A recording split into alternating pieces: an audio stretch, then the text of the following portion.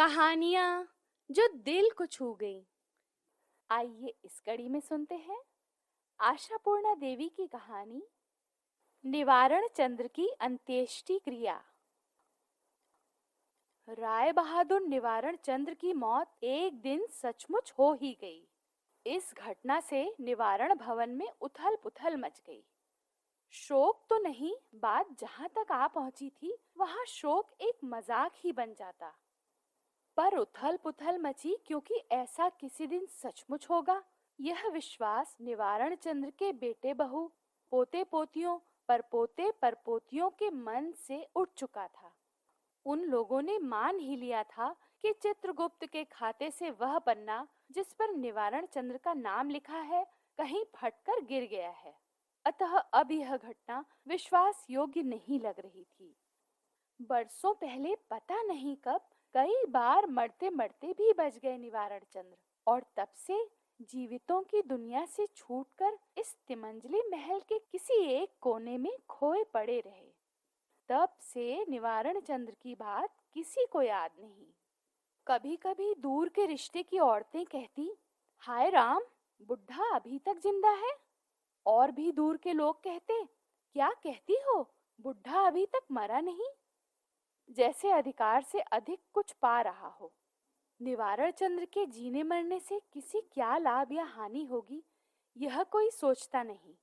ऐसा लगता जैसे वह कोई नाजायज फायदा उठा रहा हो, या जैसे अधिकार से कुछ अधिक पा रहा हो। घर के लोग ये सब नहीं कहते, क्योंकि कोई निवारण चंद्र के बारे में सोचता ही नहीं। उन लोगों के जन्म मृत्यु विवाह को केंद्रित कर जो जीवन लीला संगठित हो रही है, निवारण चंद्र से उसका कोई संबंध नहीं। निवारण उनका रास्ता रोककर खड़े भी नहीं हैं। साल में एक दो बार शायद परिवार के सदस्य उस कोने वाले घर के दरवाजे पर आकर खड़े होते। विजयादशमी के अगली सुबह, या पहले वैशाख की दोपहर, या फिर कभी कभार किसी नए दूल्हे दुल्हन को लेकर आते। बस इतना ही। इसके अतिरिक्त तो और करे भी क्या, इतना ही तो पर्याप्त है। जो आदमी 96 साल पहले इस धरा पर आकर अभी तक हिलने का नाम नहीं ले रहा हो, उसके प्रति इससे अधिक शिष्टता और कब तक दिखाई जा सकती है। कौन याद रखे कि निवारण चंद्र के नाम से कभी शेर और बकरी एक ही घाट से पानी पीते थे। इसी निवारण भवन की धरती उनके पद चाप से थरथराती थी, और इस भवन की प्रत्येक ईंट पर उनकी सतर्क दृष्टि हुआ करती थी। समय पर मरना ही सही जीना है, यह बात जो लोग भूल जाते हैं, उनकी लोगों को क्या परवाह। फिर भी ये लोग तो कम से कम इतने दिन भूल कर रहने की त्रुटि के संशोधन में लगे हुए हैं। दान सागर कर रहे हैं श्राद्ध में। आज के लोग तो इनका नाम ही भूल चुके हैं। निवारण चंद्र के बेटे सुयोग्य बेटे हैं, तभी तो अतीत की मर्यादा को वर्तमान में प्रतिष्ठित कर रहे हैं। हालांकि निवारण चंद्र के पुत्र भी वयोवृद्ध ही हैं। जो करना है उनके बच्चे ही कर रहे हैं, मगर उन्हीं की इच्छा से तो हो रहा है। निवारण चंद्र के तीनों बेटे होनहार थे, धन मान यश हर प्रकार से, परंतु अब तक परिवार टूटा नहीं था। ऐसी मिसाल इस युग में दुर्लभ है। मगर दुष्ट जनों का कहना है कि यह भी उस चालाक बुढ़े की चतुर बुद्धि का परिणाम है। बुढ़े ने वसीयत में लिख रखा है कि जो बेटा मेरे जीवन काल में अपनी रसोई अलग करेगा, उसे निवारण भवन का हिस्सा नहीं मिलेगा। इधर उस जीवन काल को खींचकर इतना लंबा कर लिया उन्होंने कि बेटों के सारे बाल सफेद हो गए। अब तो वही डर के मारे कांपते रहते हैं कि कब उनके बहू बेटे अलग हो जाएं। पर सौभाग्य से ऐसा अभी तक हुआ नहीं, बल्कि वे बाप चाचा के हर काम में आंतरिक सहयोग ही देते हैं। तभी तो इस घर के बड़े बेटे ने इस मौके पर घर की सभी बहू बेटियों के लिए अच्छे जरी किनारों वाली टंगाइल साड़ियां ला कर दी। माँ और चाचियों के लिए भी चौड़े किनारे वाली धनिया खाली साड़ी। मंझले बेटे ने भी पिता और चाचाओं की अनिच्छा होते हुए भी धोतियां और बच्चों के लिए नए कपड़ों का इंतजाम किया। धोती आजकल कोई पहनता नहीं, बस एक दिन पहनकर छोड़ देंगे। फिर भी कीमती महीन धोती ही खरीदी है उसने, जैसे कि यह भी राय बहादुर निवारण चंद्र की मर्यादा को बनाए रखने का एक अंश हो। इस श्राद्ध क्रिया के हर काम में उनकी मर्यादा की उचित रक्षा हो रही है। घर के नौकरदाई को दशहरे में भी इतने अच्छे कपड़े नहीं मिलते जैसे मिल रहे हैं बड़े मालिक के श्राद्ध में। ऐसे प्रख्यात व्यक्ति इतने दिनों तक इसी घर में रहते थे, यह बात दुनिया को मालूम भी तो हो। न्योती की लिस्ट तैयार हो गई है, भोज का मेन्यू भी तैयार, मगर फिर भी बीच बीच में उसमें कुछ और जुड़ रहा है, चल रहा है कुछ परिवर्तन उसमें, और लिस्ट बड़ी होती जा रही है। बेटों को अचानक ही याद आ जाता है बाबूजी को यह भोजन अत्यंत प्रिय था। बहू बेटियों को याद आ जाता बीमारी के कारण बाबूजी को यह खाना मना हो गया था। इस भोज की तालिका में वह सब जुड़ जाए तो बाबूजी की आत्मा को शांति मिले, और इस तरह लिस्ट में वह भी जुड़ जाता। ब्राह्मण भोजन आदि सारे झंझट श्राद्ध के दिन ही निपटाकर असली भोज का प्रबंध नियम भंग के दिन ही किया गया। न्योती की चिट्ठी के नीचे आत्मीय, कुटुंब और बंधुजन का नाम देकर पूरी भाजी और एक सब्जी खिलाकर श्राद्ध का भोज करा दें, ऐसी छोटी नजर निवारण के वंशजों को नहीं मिली। इस उपलक्ष्य में वे अपने आत्मीय, कुटुंब और मित्रों को जमकर खिलाना चाहते हैं। ये तो किसी के बेटे के पोते का अन्नप्राशन, उपनयन या विवाह नहीं कि एक ही जेब खाली हो। यह तो एक पारिवारिक उत्तरदायित्व है। निवारण के होनहार पर पोते ने भी इसमें अपना योगदान दिया है। संबंधियों के अतिरिक्त निवारण के बेटों के ऑफिस के पूर्व सहकर्मी जो अभी जीवित हैं, जो उनके बेटों के ऑफिस में बॉस या सीनियर के पद पर शोभित हैं, उनके नाम भी तालिका में हैं। इसके अलावा 2-4 अंग्रेज अफसरों के भी नाम हैं। अतः भोज की तालिका में मांस, मछली, चॉप, कटलेट, फ्राई के अतिरिक्त मुर्गे का भी स्थान है। उसके बिना तो फ्राइड राइस खाने का मजा नहीं। हाँ, मगर इसे तालिका में शामिल करने से पहले मामले पर काफी बहस और मतभेद हो चुका है। अभी अभी परलोक सिधारे निवारण चंद्र के जहाँ जितने संबंधी थे सभी तो आ चुके हैं। अधेड़ उम्र की बेटियां, उनसे आधी उम्र की पोतियां, बहुएं सब आई हैं साथ साथ।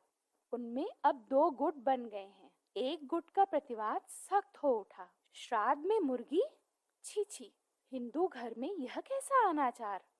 दूसरे गुट की आवाज भी बुलंद थी उस प्रतिवाद के जवाब में। श्राद्ध तो हिंदू घरों में ही होता है, यह कोई कहने की बात है? कोई हवन में तो नहीं डाला जा रहा। सगे संबंधियों को बुलाकर अच्छा भोजन कराने की भी तो प्रथा है। निवारण की मंझली बेटी ने नाक सिकोड़ कर कहा, ऐसा कहने से कैसे चलेगा, मेरी ससुराल में लोग थूकेंगे। निवारण का छोटा बेटा बोला, क्यों मंझली दीदी, वे लोग नहीं खाते क्या? मंझले जीजा, तो मुर्गा मिल जाए तो और कुछ नहीं छूते। वह और बात है, इसका मतलब यह तो नहीं कि पिता के श्राद्ध में। निवारण का बड़ा बेटा बढ़ी हुई दाढ़ी पर हाथ फेर कर बोला, उससे क्या, बाबूजी को यह चीज कितनी पसंद थी, तुझे याद नहीं? उन दिनों तो चौके में मुर्गा लाना मना था, अलग से बावर्ची रखकर घर के बाहर पकवा कर। भावावेग से आवाज थोड़ी सी दब गई, फिर धीरे से बोला, थोड़े आचार विचार के बहाने लोगों को उस जमाने में कितना कुछ पाने से रोका जाता था। मंझली बेटी का मन फिर गया, बोली, सच ही कहते हो भैया, तुमने कहा तो याद आ गया। याद है हम लोग कैसे बाहर जाकर खाते थे, नौकरों के नल पर जाकर हाथ मुंह धोते थे और कपड़े बदलते, तब जाकर बिस्तर में सोने की अनुमति मिलती थी। कमरे में कुछ कमसिन बहुएं थीं जो फिल्मी नायिका की तरह मुंह पर हाथ रखकर हंस रही थीं। एक ने कहा, कौन था इतना झक्की? और कौन? हमारी माता ठाकुरानी के सिवा। इन सब बातों को लेकर कितना परेशान करती थी बाबूजी को। बातों ही बातों में पुरानी याद ताजा करने की धुन में असली बात ही दबती जा रही थी। फिर अचानक ही बात पक्की हो गई। मुर्गा बहाल रहा। किसी एक जमाने में इस सुविधा से वंचित निवारण चंद्र की दिवंगत आत्मा को शांति मिलेगी, इसमें संदेह नहीं। मुर्गे की प्रतिष्ठा के बाद ही अचानक चारों ओर पुरानी यादों को ताजा करने की होड़ लग गई। पता चला केवल बेटियां ही नहीं, अधेड़ उम्र की भतीजियों और भांजियों को भी याद है। ताऊ जी को क्या पसंद था, मामा जी को क्या अच्छा लगता था। उनमें से एक रोबदार भांजी बोली, तुम लोगों ने जो लिस्ट बनाई रहने दो। मामा जी के श्राद्ध में मैं कृष्णनगर से खास मिठाई लाऊंगी। मामा जी को बेहद पसंद थी। मेरी ससुराल है ना वहाँ, जब तब आना जाना लगा रहता था। मेरे आते ही कहते, कहाँ गई रे, तेरी ससुराल की सुरपुरिया कहाँ है। उनकी दूसरी दीदी, एक और भांजी बोल उठी, न्योता तो जैसा सुन रही हूँ 1,500 से ऊपर है, अर्थात सोच समझ कर देख लो, सादे कागज पर हस्ताक्षर मत कर देना। रोबदार भांजी बोली, 1,500-2,000 में कोई फर्क नहीं पड़ेगा दीदी। मामा जी ने हमें कितना लाड़ दुलार दिया, हमने कब क्या किया उनके लिए।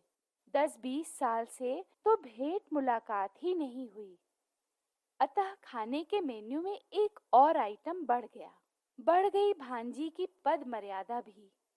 फिर तो झपाझप लंबी होती चली गई तालिका। किसी ने गुप्तीपाड़ा से संदेश लाने की जिम्मेदारी ले ली।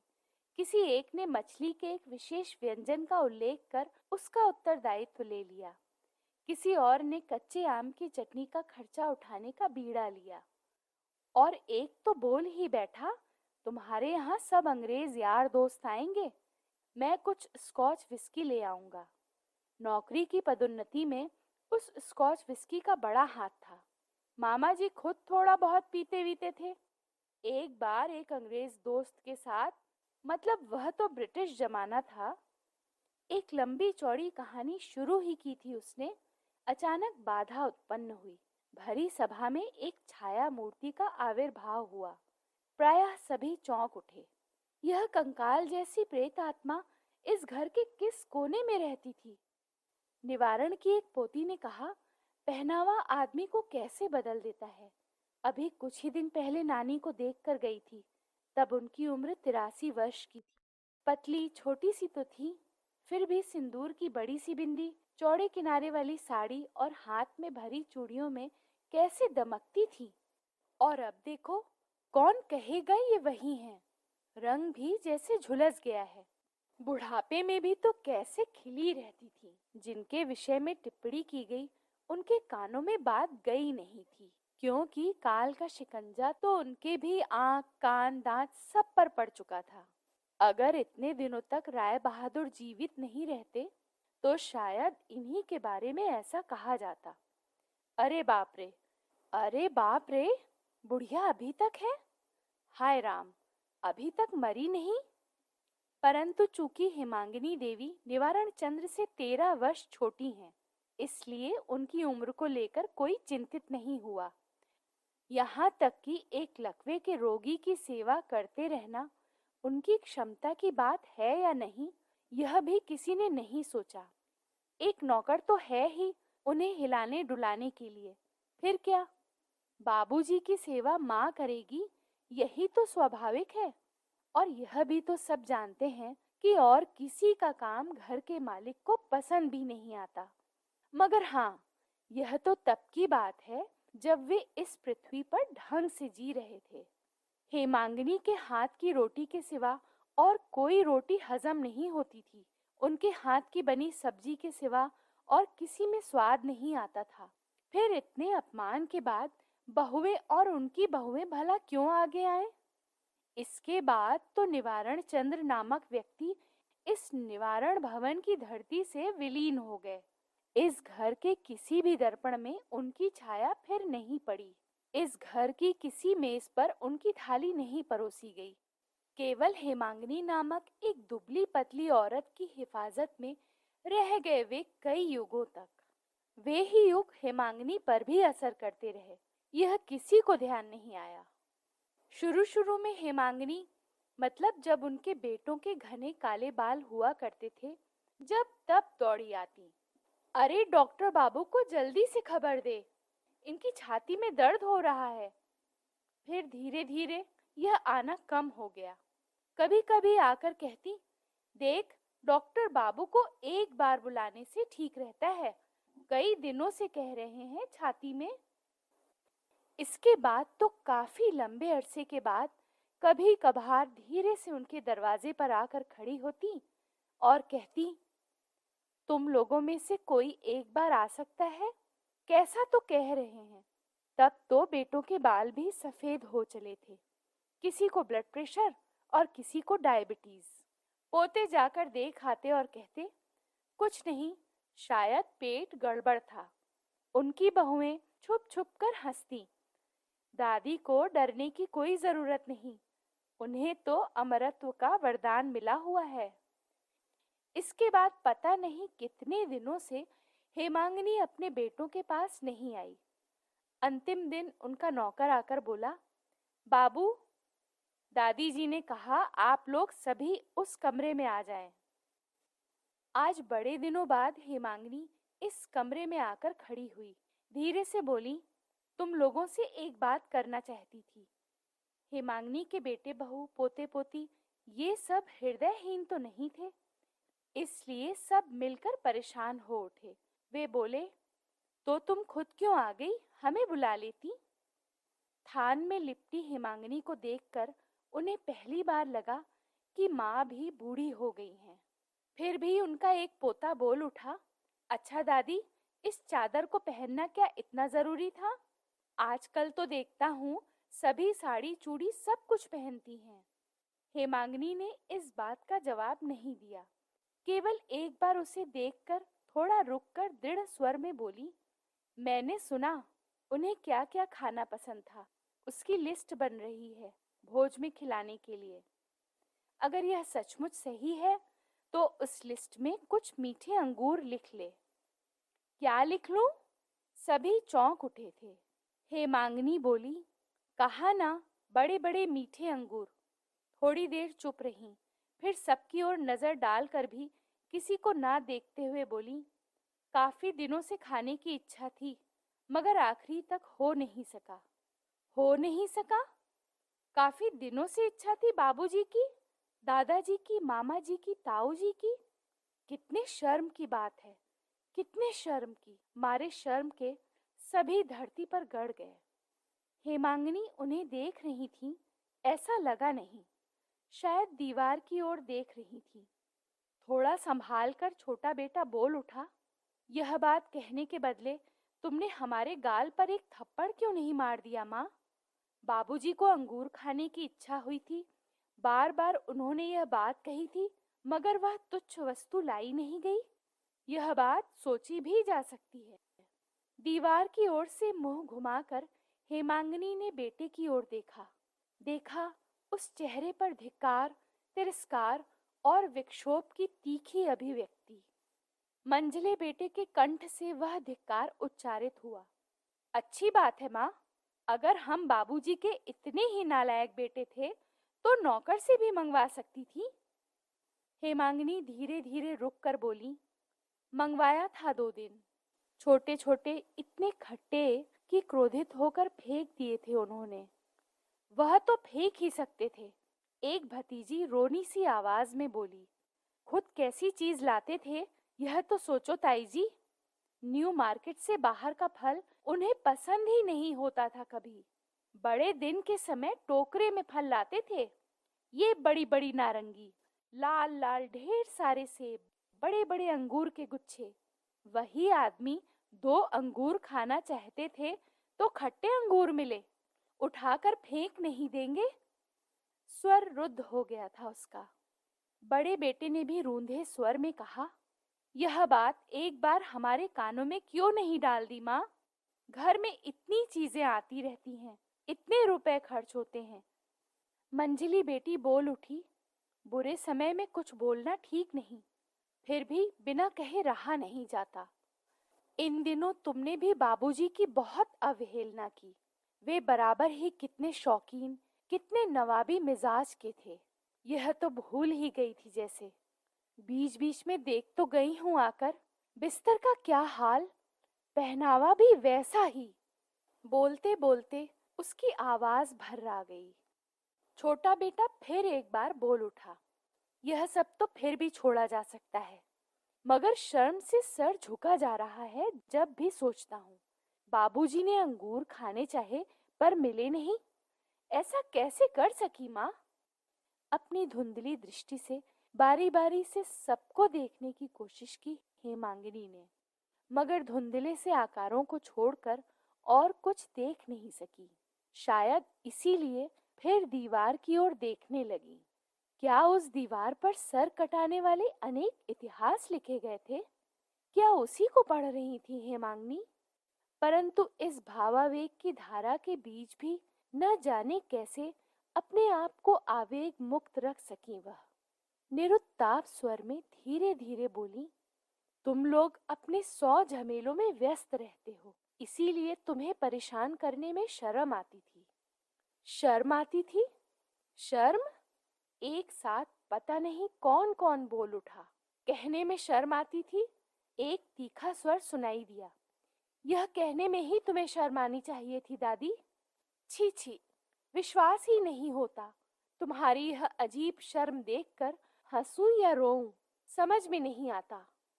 सारे कमरे में इसी बात के समर्थन की गूंज सुनाई देती, मगर शर्म के इस आघात से टूटकर हेमांगिनी देवी कटघरे में खड़े अपराधी की तरह सर झुकाकर खड़ी नहीं रही, बल्कि अचानक एक अजीब बेसुरी आवाज में बोल उठी, अरे कितनी हैरत की बात है, तुम लोगों को भी ऐसा ही लगता था? मैं भी तो ऐसा ही सोच रही थी। अचानक कमरे से निकल गई, पता नहीं क्या करने के लिए। दोस्तों, अभी आपने सुनी कहानी निवारण चंद्र की अंत्येष्टि क्रिया। यह कहानी लिखी थी ज्ञानपीठ पुरस्कार से सम्मानित बांग्ला लेखिका आशापूर्णा देवी ने। इस कहानी का हिंदी रूपांतर किया है गीतांजलि भट्टाचार्य ने।